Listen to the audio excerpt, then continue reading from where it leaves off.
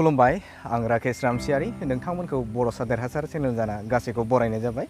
दिनैनि भिडिअनि गेजेरजों नोंथांमोनजों आङो सावरायनो नागिरदों बाक्सा जिल्लानि बेन्दोंआव थानाय खलिहागुरि गामिनि बिथां नैबे जुखाम आबाद मावनाय आबादारि बिथांजों आं दिनै सावरायगोन। नैबे समाव आङो बिथां आबादारिजों माबायदि आबादखौ मावनाय जायो नैबे जुखाम आबादखौ आरो बेनिफ्राय माबायदि जों मुलाम्फा मोननो हायो बेनि सोमोन्दै आङो बिथांजों रायज्लायगोन। नैबे समाव आङो बिथांनिफ्राय मोनथिनो लुबैदों नोंथांनि सिनायथिखौ गिबियावनो होग्रोनो थाखाय गुरै खावलायबाय। खुलुमबाय, आंनि मुङा कनक बर', आं खलिहागुरि गामिनि। आङो बेबायदिनो फिसा फिलौ माने खेथि मावो। गोबां माने रांखान्थिनि माने सुबिदा गैयिनि थाखाय माने आं फिसा फिलौयैनो मावो आरो दासान्दि। दा नैबे समाव मोनथिनो लुबैदों नोंथाङा जुखाम आबाद मावदों, बे आबादा बेसेबां बिगा जागोन आरो बेनि जे मावनाय खायसे आदबफोर जेने जों बेवहाय नुनो मोनदों जोबोद माबाया बे आबादा मोजां जादों। दा बेवहाय नोंथाङा गिबियाव माबोरै बे खेथिखौ मावनाय बेखौ नोंथाङा आंनि भिउवारफोरनो एसे खोन्थाना हो। जागोन। दा गिबियावनो बुंनो थाङोब्लाथाय मोनसे आबाद मावनो गोनां जायोब्लाथाय हाखौ मोजाङै हेवग्रोना लानाया साबसिन। माने जेसेनो नों मोजाङै हाखौ सा खालामगोन बा मोजाङै हेवगोन नोंनि आबादा मोजां जागोन। बेबायदिनो हाखौ जोङो हानायमानि नङा साबा माने खेथियकफोरनि गोदोनि बोराइफोरनिफ्रा बुंदों माने खेथियकआव हालेवनायनि नियमा जाबाय गिबियाव खारायनाय, बिनि उनाव सामार होनाय, बेनि उनाव होनो थिनसा बुनाय, माने बिनि उनाव मा होनो बर' होनाय, बिनि उनावसो माने फोमोननाय। बेबायदि जुदि आदबखौ लायोब्लाथाय माने आबादा मोजां जायो होनना बुंदों आरो। बिनि लोगोसेनो दङ गायनायाबो बेबायदिनो नियम दङ। जेरै माइखौ जोङो जेसेबां डिसटेन्स लाना गायनांगौ बेबायदि गायनांगोन। बेबायदिनो जुखामावबो बेबायदिनो डिसटेन्स दं, गाव माने नियम दङ। जुखामनिखौ बुंनोसै, दा जुखाम खेथि नालाय बे जुखामाव जाहैबाय जोङो 1.5 फुट बाय 2 फुट, गुवारा जाहैबाय 2 फुट, माने बै गायनायनि डिसटेन्सआ माने 2 फुट आरो 1.5 फुट। नोंथाङा जेनेबा हमना ला बे नैबे जिहेतु जुखाम आबादखौ बेवहायनो खैसा माबानाय होनदों? साबा एवदों। साबा हेवदों। ओमफ्राय गायनायनि आदबा जाहैबाय माने लाइनै माने गुवारा जाहैबाय 2 फुट, ओमफ्राय माने गोलावा गोजाना जाबाय, जानथाया जाहैबाय फांसे बिफांनि जानथाया जाहैबाय 1.5 फुट। बेबायदि माने पार बिगा माने 1.5 केजि खरैहाय नांगौ आरो। पार बिगायाव 1.5 केजि खरै माइलि नांगौ। बेबायदिनो जोलैखौ नोंथाङा बेसेबांसो ओरैनो प्राइसआव बायनाय बायदि? प्राइसआ सेरसे हिसाबाव आङो 450निखौ लाबोदों। बेबायदिनो दाम गोसानिबो दङ, ओमफ्राय खम दामनिबो दं। हमना ला नोङो खम दामनिखौ गायब्लाथाय मोजां जाया फिथाइया। हमना ला नों बाजाराव ओरैनो खुलायै फाननाय मोनो, माने हमना ला केजि 40 थाखानि, बेखौ गायोब्ला नोंनिया फिथाइया मोजां जाया, माने थिग जाया। ओमफ्राय जेनेबा हमना ला बेवहाय खायसे देसि आरो सालानि थायो नङा होमबा? दा बेनि गेजेराव नोंथांनिया माबे मोनसे? बे हाइब्रिद आरो बे हाइब्रिद। ओमफ्राय नोंथाङा जेनेबा बै आबादखौ जिहेथु नोंथाङा 3 बिगा मावदों, दा बे आबादखौ नोंथाङा मा थांखि लानानै मावनाय जादों? जेनेबा खायसे फालांगि खालामगोन, फाननायनि खायसे माबायाव थांखियाव आबादखौ मावो, खायसेया जेनेबा हमना ला माबा मोनसे आं न'आवनो जानो थाखाय आबाद मावो। दा नोंथांनाव 3 बिगा, बेखौथ' आं जिखिनि मोनथिनाय हिसाबाव 3 बिगाखौथ' न'आव जाजोबनो हानाय नङा होमबा? दा बे हिसाबाव नोंथाङा मा थांखि लानाय बे आबाद? थांखिया ओरैहाय मार्केटाव फानब्लाथाय ओरैनोबाबो बायखायो, हमना ला बेखौ मार्केटावबो फाननो हायो। ओमफ्राय आंनि गुबै थांखिया जाहैबाय माने मा, दिनै जोङो फिसारिनिबो आबाद मावो नालाय, ना फिसियो आङो। दा फिसारि दङ आंहा, माने निजायै खरनै, ओरैनो बेलेगनिफ्राय लानायबो दं खरथाम जायो। खरथाम फुख्रियाव आंनो आदार बायनो थाङोब्लाथाय खरसे फुख्रियाव आंनो 50,000 नांगौ बोसोराव। खरसे फुख्रियाव 50,000। जेनेबा फुख्रिखौ जेनेबा नोंथांमोना उनाव दिन्थिगोन आङो। दा फुख्रिया बेसे खै बिगासो जागोन नोंथांना? आंनिया मोनसेया 4 बिगा, मोनसेयाबो 4 बिगायानो। हमना ला 4 बिगाबाबो बेयाव बस्ति दं नालाय 2 बिगासो जायो आरो। ओमफ्राय मोनसेया 4 बिगा।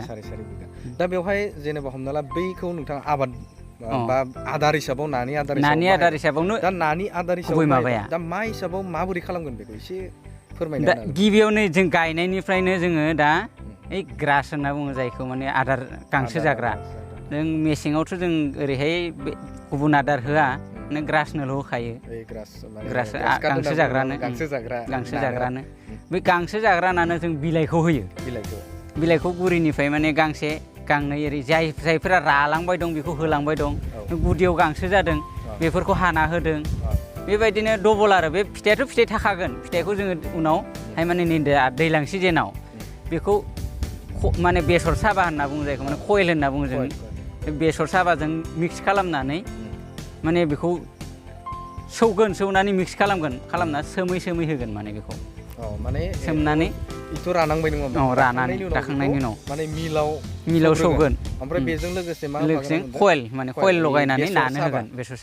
साबा होफागोन दा बिफां फांसेयाव ओरैनो मोनबेसेसो फिथाइ जायो गुबैयै बुंनो थाङोब्लाथाय थाइनै माब्लाबा थाइथामबो जायो थाइथाम जायोब्लाबो बे थाइसेया माने गरसे गरनै बेगर जायो ओमफ्राय जानो नागिरा गुबैयै थाइनायानो मोजांसिन आरो दा जेनेबा हमना ला नोंथाङा बेखौ मावनायनिफ्राय दिनैसिम सानबैसे सम लानाय जेनेबा हमना ला खायसेयाथ' मास मोननै मोनथामावनो जायो दा नैबे आबादा जिहुथे नोंथाङा एरियायाव फार्स्टखौनो होननानै बुंनो हागोन जेनेबा न'खराव जानो थाखाय सोरबा मावदों खिन्थु गोबां हिसाबाव नोंथाङा बेखौ मावदों दा बे बेलायाव नोंथाङा जेनेबा जागायनायनिफ्राय माब्लासिम बे आबादखौ मावनो हायो बेखौ नोंथाङा एसे फोरमायना होनो जागायनाया ओरैनो हायोब्लाथाय खाथि मासनिफ्राय गायनांगौ बेखौ जोंनाथ' आरो इंराजिनि मा जागोन नभेम्बरावनो गायनांगौ खिन्थु बै माबाखौ नभेम्बराव गायनो जोंनि हाया मानो होनबाथाय जों खेथि मावो ना माइ आबाद मावो नालाय जों आघोन मासाव माने हमना ला डिसेम्बराव गायनो हायो आरो ओमफ्राय ओरैनो बेसेबां मासनि उनाव बिनि गुबै कर्सआ जाहैबाय 105 दिन माने 105 दिन 105 दिन बिनि गुबै माने कर्सआ माने जागायनायनिफ्राय माने जोबजासिम 105 दिनाव माने फिथाइ मोनो आरो माने इयो माने 90 सानाव फिथाइ थायो 90 सान नोंथाङा जेनेबा हमना ला बेहाय आबाद मावदों सिगाङाव बबाफोर बेनि कर्सफोर लादोंमोन नामा कर्सखौ ओरैहाय लायाखै थेवब्लाबो माने जों एसे माने माबानि खेथिनि बिखय माबाखायनो उन्दै फिसा खेथि मावखाबाय थायो नालाय आं माने गुबुन आबादारिजों माने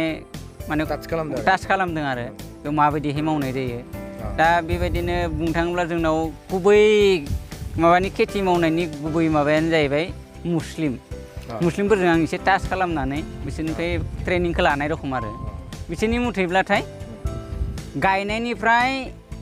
20-30 साननि गेजेराव माने खेबसे बुरनानै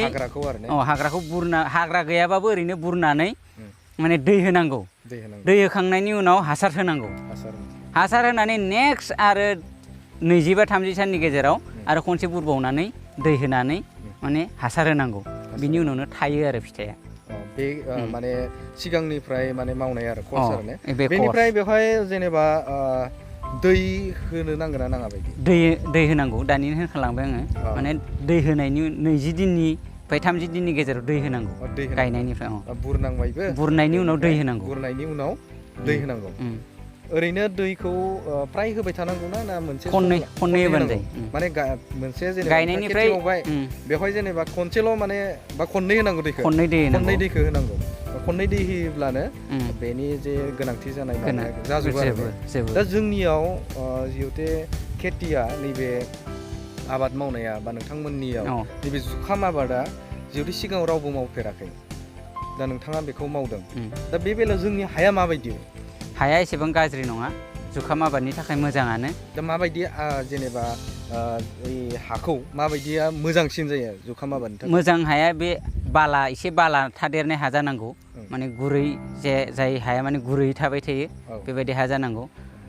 आथालिया हायाव माने अरथाबनो नागिरो माने गोरा जायो माने एसे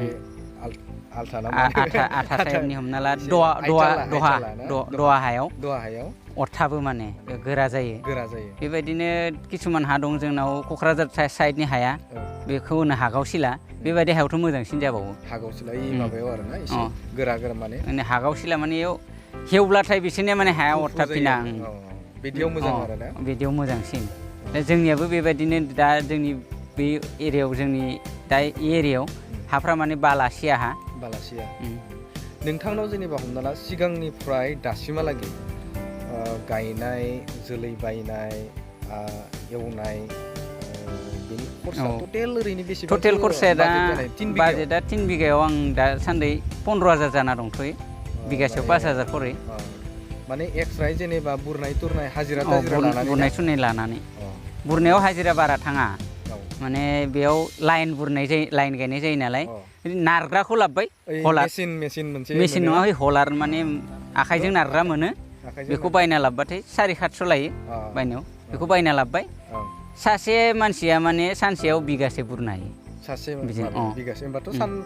सानथामनि गेजेराव सानथाम बुरनायाव बारा खरसा जाया बेबायदिहाय बुरनायाव बारा खरसा जाया ना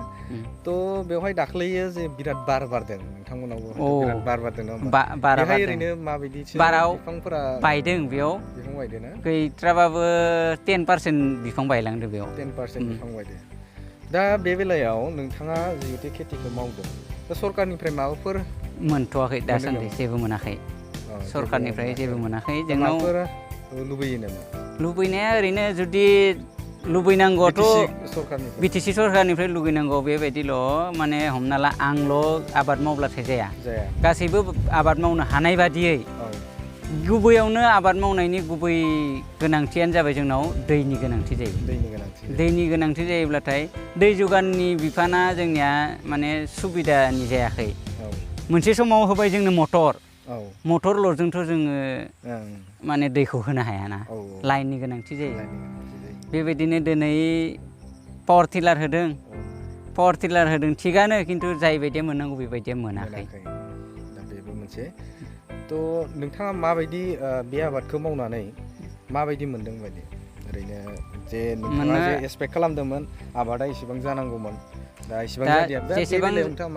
बे माबाया जाहैबाय जोंनिया नै दा जोंनि दा थासारि जोंनि दा जायबा भारत माने मा होनो कभिड-19 बे कभिड-19नि थाखाय जा लकडाउन जाबाय बेयाव गासै दखान फाहार बन्द जादोंमोन दिनै सानसे साननैल'सो आगोलाव खुलिदों हमना ला जोंनो सरकारनिफ्राय खुलिनो होदों माने माबाखौ आबाद बिफाननि आबादारिनि हमना ला हादरनि बेफोर दा दिनैसो खुलिनानै जोंना जाला मानो होनब्लाथाय आंना फिथाइया नांगौ टाइमाव फिथाइया थायफुनाय समावनो बन्द जाबाय माने एम्फौनि थाखाय मुलि होनांगौमोन बे एम्फौनि मुलिखौ होनो हायाखिसै बेबो एम्फौ जायो नामा एम्फौ जायो बेखौ गोदै बुस्थु नालाय बेयाव एम्फौनि बिबाङा बारा बेयाव ओमफ्राय जेनेबा हमना ला बे फिथाइ मोनखांनायनि उनाव ओरैनो जत्न लानो गोनां मा दं ओरैनो जे एम्फौनि नोंथाङा बुंबाय आं खोनानो मोनदों बाथ'आबो बिराद बाथ'आ जायो बेखौ माने जोंनाव बे आबादाव माने बाथ' फैयो माब्ला समाव माने जेब्लासिमहालागै मानसिया जाग्रोआ अब्लासिमहालागै फैया माबा मोनसे माबा दं सुवा खालामनांगौ जायो दा सिगां माने मानसिया जाग्रोब्लाथाय लेसु फिथाइयाव बेबायदिनो लेसु बायदिनो आरो बिनि थाखायनो माने हमना ला दिनै जोंनि गासैबो हमना ला जोंनि दाबा आबाद मावग्रा लोगो बिथांमोनखौ माने आङो हास्थायो आरो गासैबो मावलायोब्लाथाय जोंथ' मोसौबो फिसियो नङा होमबा बेयावनो जों मोसौनो गांसोआ गोमाया बेजोंनो माने बारायोसो जों दोनदाल होनायाव जेसेबांखिनि गांसो मोनजागोन ना बे खेथिखौ मावब्लाथाय बिनि सिंनि गांसोखौ बांसिन माने मोनजासिनो मोसौआ बिलाइखौबो खायै होनो हायो आरो मोसौनोबो बिनि बिलाइखौ होबा गाइखेरा बांसिन जायो अब्ला नोंथांनाव जेनेबा गासै खरसा हिसाबाव मथा मथि 15,000सो आरो 15,000 जादों आरो 3 बिगायाव 15,000 बिगासेयाव 5,000 बांद्राय जाया खरसाया अब्ला नोंथांमोना नैबे माबाखौ जोंनि जे इयुन जेनेरेसन जाय बिथांमोना गामियाव ओरैनो थायो बर' समाजनि मानसिफोरखौ नोंथाङा मा बुंनो सानो ओरैनो बे आबादखौ मावनांगौ बा मावनाङा आं बेखौनो हांख्रायो माने दा ओरैनो थानाय गासै माने जोंनि बर' सेंग्राफोरखौ हमना ला दिनैनि जुगाव नांगोलजों हालेवनांलिया एसे फैसा जुदि थायोब्लाथाय साब्रै साबा लोगो नांनानै जुदि बेबायदिनो सोरहानिबा हाखौ 5 बिगासो लाबाय बेयाव सासेयाव बिगासे खरि गोलैनाय 5 बिगा हा गायबाय अब्ला बिनि माने सोलिनो हानाय लामाया फैयो आरो बेखौ मार्केटाव फाननो हायो थाइसे हिसाबैबो फाननो हायो मार्केटाव थाइसे हिसाबै फाननो थाङोब्लाथ' 10 थाखा खरि मोनो फांसेयाव फांसे बिफाङाव 10 थाखा खरिबाथाय फांसे बिफाङाव 20 थाखा जुदि थाइथाम थायोब्ला 30 थाखा बेबायदिनो गोबां फैसा खामायनो हायो आरो बेबायदिनो बिगासे हिसाबाव मथा मथि बेसेबांसो फुलि जागोन बायदि ओरैनो बिगासेयाव ओरैनो हमना ला आं साननानै नायाखै माने आन्थासाव माने मोनसे लाइनाव आंनाव दङ लाइनसे हिसाबै सानखांबाय आङो मोनसे लाइनाव दङ 120टा बेबायदिनो 120टा खरि माने मोनसे लाइनाव 120टा बाथाय हमना ला 1000नि सायाव थायो बिगासेयाव खमखौनो बुंबाय आं 1500नि सायाव जागोन दा हिसाबाव नोंथाङा गायजानायखौ लुबैयो आरो गायजानो हमना ला 1000से बिफां जायोब्लाबोथ' 20,000 फैयो 5000 खरसा खालामनानै जुदि 15000 लाब जायोब्लाथाय गायजायो आरो दा अब्ला जोंनि बेजों लोगोसेनो बर' सेंग्राफोरखौ नोंथाङा मावजानायखौ लुबैयो बेबायदिनो जार्सि मोसौ फिसिनो हागोन बेजों लोगोसे जार्सि मोसौनो बिलाइखौ होबाय बिनि गुरियाव थानाय गांसोखौ होबाय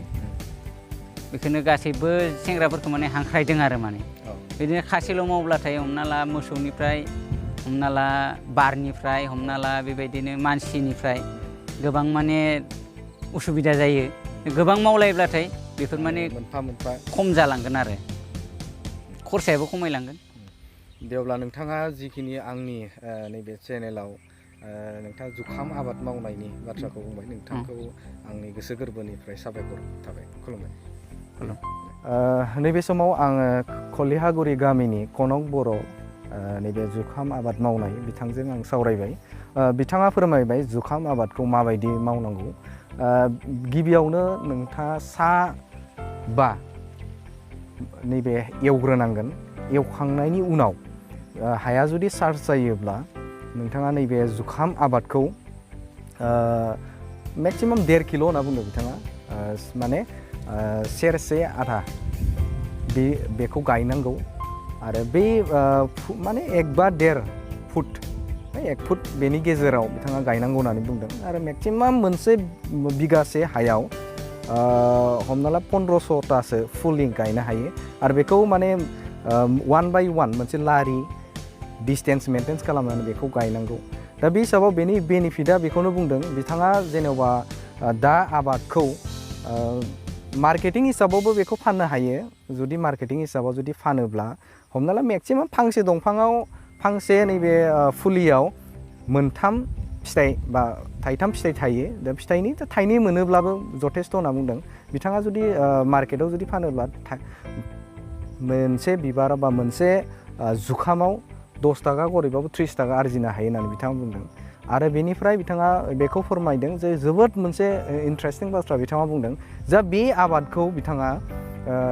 मार्केटाव फाननो थाखाय बिदि खालामाखै होनना बुंदों बिथाङा बेखौ दाना बानायगोन नानि थाखाय दाना बानायगोन आरो बे जेब्ला बे फिथाइया रोखा जागोन माने राखांनायनि उनाव बेखौ खानानै मिलाव होगोन आरो मिलाव होखांनानै नैबे फिथाइजों लोगोसे बेनिफ्राय बेसर साबा जेराव फेरेदनाय बेसर साबा बेखौ होफादेरनानै नानो होगोन होननानै बिथाङा बुंदों आरो बेनि अनगायैबो बिथाङा बुंबावदों बे नैबे बिलाइफोरखौ जुखामनि बिलाइ बे जुखामनि बिलाइखौ हानानै दाना खालामनो हायो मोसौनोबो होनो हायो आरो गुबुन फारसेथिं नैबे ग्रास काट नोंथांमोना नाखौ मिथिखायो खोमा बे नानोबो होनो हायो होननानै बिथाङा फोरमायदों थ' बे हिसाबाव खरसा होननानै बुङोब्ला बे गासै आबाद मावनायाव बेना 15,000सो थांदों होनना बुंदों हालेवनायनिफ्राय लानानै बैनि नैबे जुखाम बेगर बायनायनिफ्राय बेनिफ्राय दै होनाय हाजिरा नैबे हाग्रा बुरनाय बेफोर गासैबो खरसाया मथा मथि बेनाव गासै जुदि खरसा थुलमुल नायोब्ला 15,000सो थांदों होनना बुंदों दा बे हिसाबाव मार्केटिं जुदि खालामोब्ला बिथाङा हिसाब होदों बेवहाय 20,000सो पार बिगासेयाव 20,000सो आरजिनो हायो होननानै बिथाङा बुंदों माने गदाव फानोब्ला आरो मोनसे जेनेबा जुखाम आबादाव हमना ला नोङो 100 जुदि फांसे जुखामाव फिथाइयाव 10 थाखा करेब्लाबो 30 थाखा मोनोब्लाबो 1500टा फुलि जायो आरो जायखौ तुलमुल जुदि हिसाब नायोब्ला बिगासे हायाव 20,000 आरजिनो हायो होनना बुंदों। थ' बिथाङा रोखायै फोरमायदों जे बे आबादनि जोहै आरो खायसे बाराबो इसेबां जोथोन लानो गोनां गैया होननानै बिथाङा बुंदों। जेब्ला माने बे फिथाइया जागोन बेनि उनाव बाथ' जायो होनना बुंदों। बेनिफ्राय एम्फौ एसे जायो आरो बेबो सम लानानैसो बे एम्फौआ जायो होननानै बिथाङा फोरमायदों। थ' नोंथांमोना बुजिबाय जानांगौ जे जुखाम आबादखौ माबायदि मावनाय जायो आरो बे जुखाम आबाद मावनायाव जोंहा माबायदि बेनिफिट जायो आरो माबे बिथिङाव जिहेतु फिथाइखौबो नोङो जेनेबा फाननोबो हाबाय, गुबुन फारसेजों बेनि बिलाइफोर बेखौ आदार हिसाबाव नानो आदार हिसाबाव बाहायनो हायो आरो नोङो मोसौनो आदार हिसाबावबो नों बेखौ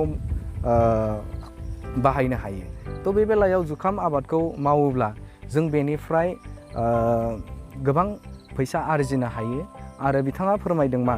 दासिमबो BTC गभर्नमेन्टनिफ्राय बा सोरखारनिफ्राय बिदि अनसुंथाइ मोनाखै। हयथ' बिथाङा जुदि सरखारनिफ्राय माबा मोनसे जुदि मोनोमोनब्ला बेनिख्रुइ बांसिन बिथाङा नैबे आबादखौ मावनो हाबावगौमोन। थ' नोंथांमोनजों आं दिनै मोगा-मोगि आयदायाव बिथां कनक बर' बिथांजों नैबे जुखाम आबादखौ माबायदि मावनाय जायो आरो माबायदि मावो बेखौ नोंथांमोननि सिगाङाव आङो फोरमायबाय, बिथांजों सावरायना नोंथांमोननो खोन्थाबाय। आसा थिदों नोंथांमोना बे भिडिअखौ मोजां मोनदों आरो नोंथांमोना जुदि बे आबादनि सोमोन्दै माबाफोर बाथ्रा जुदि मोनथिनो गोनां दङब्ला नोंथाङा कमेन्ट्सनि गेजेरजों बाथ्राखौ बुंहरनो हागोन। लोगोसेनो बिथांजों कन्टेक्ट खालामनानै बे आबादखौ माबायदि रोखोमाव मावनाय जायो बेखौ नोंथांमोनजों सोंहरनो हागोन, सुलाद लानो हागोन आरो बेनिफ्राय जों मा बेनिफिट मोननो हायो बेखौ